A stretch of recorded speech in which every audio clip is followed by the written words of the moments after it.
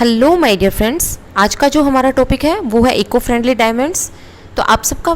स्वागत है आपके अपने YouTube channel study with sense में। आज ये जो टॉपिक है ये पिछले कुछ टाइम से न्यूज़ में बना हुआ था, तो आज हम ये जानने की कोशिश करेंगे इस वीडियो में कि इको फ्रेंडली डायमंड्स है ये होते क्या हैं और क्यों ये काफ़ी टाइम से न्यूज़ में बने हुए थे। तो चलिए स्टार्ट करते हैं हमारा आज का वीडियो। तो इस वीडियो में हम क्या क्या चीज़ें जानेंगे, इसमें हम जो इको फ्रेंडली डायमंड्स हैं इनकी जो डार्क साइड है, मतलब कि क्या इनके हार्मफुल इफेक्ट्स है वो देखेंगे। इको फ्रेंडली डायमंड्स होते क्या है, इन इको फ्रेंडली डायमंड्स को बनाया कैसे जाता है और इनके बेनिफिट्स क्या है, कौन कौन से ब्रांड्स हैं जो इको फ्रेंडली डायमंड इंडस्ट्री जो है इसमें इन्वॉल्व है और इनसे हमारे जो एनवायरनमेंट में क्या डिफरेंस आता है। तो ठीक है, ये सब पॉइंट्स हम आज के वीडियो में कंप्लीट करने की कोशिश करेंगे।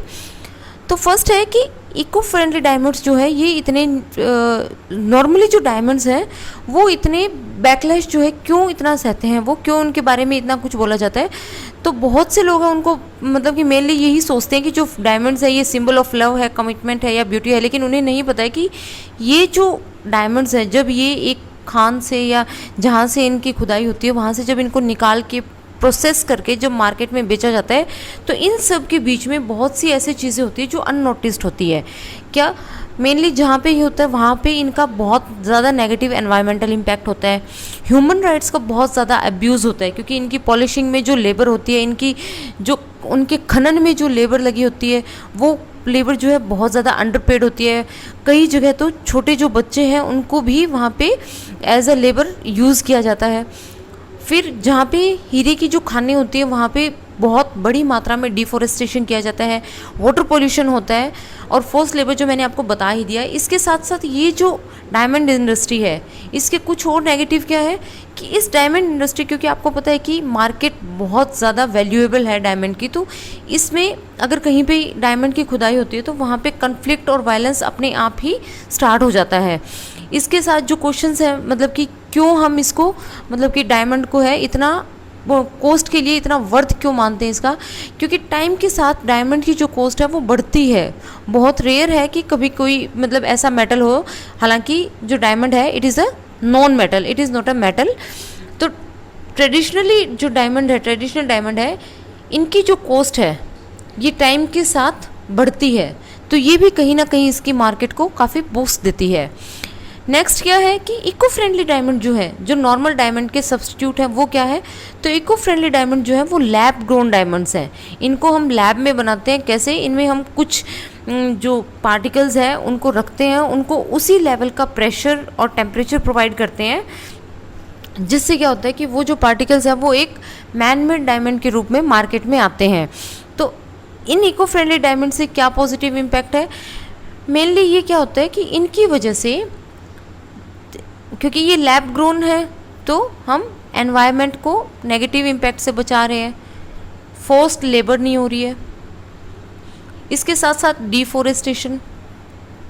ये सब चीज़ें हम बचा रहे हैं, तो उससे कहीं ना कहीं हमारे जो एनवायरनमेंट है उसको भी एक पॉजिटिव पॉइंट मिल रहा है। इसके साथ साथ जो इको फ्रेंडली डायमंड्स हैं और जो ट्रेडिशनल डायमंड्स हैं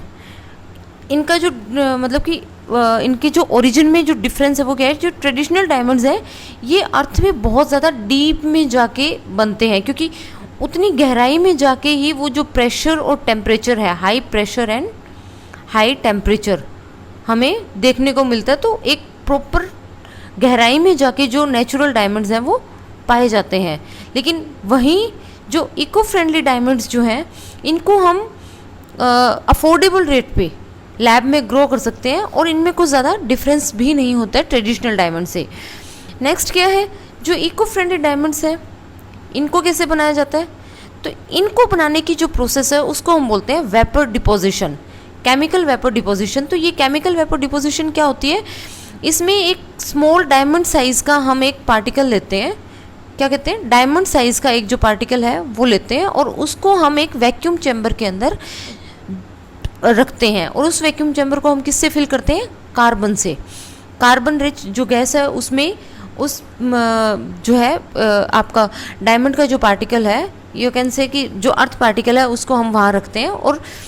इसके बाद में उसको काफ़ी ज़्यादा हीट प्रोवाइड की जाती है, उन जो कार्बन गैसेस है उनको। और इसके साथ साथ ही क्या होता है, जैसे हीट प्रोवाइड करेंगे तो उससे क्या होगा, जो कार्बन एटम्स हैं, क्योंकि आपको पता है कि डायमंड जो है वो कार्बन का बना होता है,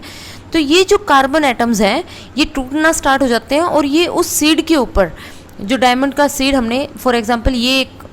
आपका लैब है, लैब में ये हम एक सीड प्रोवाइड करते हैं और इस इंस्ट्रूमेंट में फॉर एग्जांपल हमने बहुत ज़्यादा कार्बन जो गैसेज है वो डाल दिए और यहाँ पे हम क्या करेंगे, हाई टेम्परेचर और प्रेशर प्रोवाइड करेंगे। तो उससे क्या होगा, इसके अंदर जो CO2 है, जो कार्बन डाइऑक्साइड गैस है या कार्बन जो है वो टूटनी स्टार्ट हो जाएगी और इस सीड के ऊपर एक लेयर बनानी स्टार्ट कर देगी। और इसी तरह जो है लैब ग्रोन डायमंड्स जो है वो बनते हैं और इसी वजह से इस प्रोसेस को बोलते हैं केमिकल वेपर डिपोजिशन, क्योंकि इस सीड के ऊपर लेयर के बाद लेयर डिपॉजिट होनी स्टार्ट हो जाती है। और हम इसमें अपने जो डिज़ायर्ड डायमंड का साइज़ है उसी साइज़ का डायमंड भी प्रिपेयर कर सकते हैं, क्योंकि हमें जितने साइज़ का डायमंड चाहिए हम उतनी लेयर पे जाके वो टेम्परेचर और प्रेशर जो है वो स्टॉप कर सकते हैं। एक इसके साथ साथ जो एक और बेनिफिट है वो ये है कि इनको हम विदाउट किसी एनवायरमेंटल डैमेज के प्रोड्यूस कर रहे हैं। ये मैंने आपको पहले ही बता दिया कि एनवायरनमेंट के अंदर जो डैमेज है वो बहुत कम हो रहा है इनकी वजह से। अब जो बेनिफिट्स हैं इको फ्रेंडली डायमंड्स की वो क्या है, इको फ्रेंडली डायमंड ना सिर्फ हमारे एनवायरनमेंट को प्रोटेक्ट करते हैं, लेकिन इसके साथ साथ ये जो एथिकल प्रैक्टिसेस हैं जो डायमंड इंडस्ट्री के साथ जुड़ी हुई है, मतलब कि जो आपके फोर्स्ड लेबर है या जो छोटे बच्चे उस इंडस्ट्री में इन्वॉल्व होते हैं, उनको भी ये क्या करता है, एथिकल प्रैक्टिसेस को भी एनहांस करता है। क्योंकि जब हम लैब में ये डायमंड्स ग्रो करते हैं तो उन सब चीज़ों से हम दूर हो जाते हैं, उससे हम एनवायरनमेंट को, पीपल को, प्लैनेट को एक पॉजिटिव इम्पैक्ट दे रहे हैं। इसके साथ साथ एथिकली और एनवायरमेंटल जो हमारी रिस्पॉन्सिबिलिटी है उनके साथ साथ जो इको फ्रेंडली डायमंड्स हैं इनकी क्वालिटी भी बहुत हाई होती है। उसके साथ साथ इनका डिज़ाइन भी यूनिक होता है, क्योंकि हमें जो अर्थ से प्रोवाइड होता है उनको कट करके, पॉलिश करके हम प्रोसेस करके देते हैं, लेकिन जो लैब ग्रोन है उनको हम कहीं ना कहीं इतना कटिंग और पॉलिशिंग का जो स्कोप है वो नहीं होता है, वो हम अपनी मर्ज़ी से उनको एक प्रॉपर साइज़ या क्वालिटी प्रोवाइड कर सकते हैं। बहुत से जो इको फ्रेंडली डायमंड ब्रांड्स हैं वो इस सस्टेनेबल मटेरियल को बनाने में आजकल लगे हुए हैं। तो कुछ एक जो ब्रांड्स हैं, कौन कौन से ब्रांड हैं जो हमारे इस इको फ्रेंडली डायमंड को बनाने में लगे हुए हैं, तो वो है एक तो ब्रिलियंट अर्थ जो है, ब्रिलियंट अर्थ है, इसके साथ साथ वराई एंड ओरो है और बाकी भी कई ऐसे हैं जैसे मियाडोना है। ये कुछ ब्रांड्स हैं जो इन इको फ्रेंडली डायमंड्स को प्रोड्यूस करने में अपनी मतलब कि यूज़ करते हैं और इनकी इन जो इको फ्रेंडली डायमंड्स हैं इनको मार्केट में प्रेजेंट करते हैं। अब इको फ्रेंडली डायमंड से हम क्या डिफरेंस डाल रहे हैं, वही सब मैंने जो आपको बताया कि एनवायरमेंटल इम्पैक्ट जो है ट्रेडिशनल डायमंड की बजाय हम इसमें एनवायरमेंटल इम्पैक्ट को नहीं, मतलब कि बहुत कम हम नेगेटिव एनवायरमेंटल इम्पैक्ट डाल रहे हैं। इसके साथ साथ जो एनर्जी सोर्सेज हैं उनको भी हम मिनिमाइज़ कर रहे हैं, रिन्यूएबल जो एनर्जी सोर्सेज हैं, क्योंकि इनकी वजह से बहुत से ज़्यादा एनर्जी वेस्टेज होती है। तो ट्रेडिशनल जब हम डायमंड को प्रोसेस करते हैं तो एनर्जी जो वेस्टेज हो रही है उस एनर्जी वेस्टेज को हम मिनिमाइज़ कर रहे हैं अगर हम लैब ग्रोन डायमंड्स का यूज़ कर रहे हैं। इसके साथ साथ हम क्या कर रहे हैं, एक रिस्पॉन्सिबल माइनिंग जो प्रैक्टिस है उसको भी सपोर्ट कर रहे हैं, जो कि हमारे प्लैनेट के फ्यूचर जनरेशन के लिए बहुत इम्पोर्टेंट है। तो ये कुछ पॉइंट्स थे जो हमने जाने हैं इस वीडियो के थ्रू। इसके साथ साथ हमें मतलब कि देखना भी चाहिए, नॉर्मली जो डायमंड्स होते हैं उनको रेड डायमंड या ब्लड डायमंड्स भी बोला जाता है। क्या? ब्लड डायमंड, क्योंकि डायमंड्स इंडस्ट्री में जब एक डायमंड को खोद के उसको मार्केट तक लाया जाता है, प्रोसेसिंग में बहुत ज़्यादा जो ब्लड शेड है वो होता है, तो इस वजह से उनको ब्लडी डायमंड या ब्लड डायमंड भी बोला जाता है। तो हम इस प्रैक्टिस को, जो इको फ्रेंडली डायमंड्स हैं, इस इको फ्रेंडली डायमंड की जो प्रैक्टिस है, इसको अगर हम जितना ज़्यादा यूज़ करेंगे तो हमारे जो प्लैनेट है, अर्थ है, उसके लिए लॉन्ग टर्म में ये बहुत ही ज़्यादा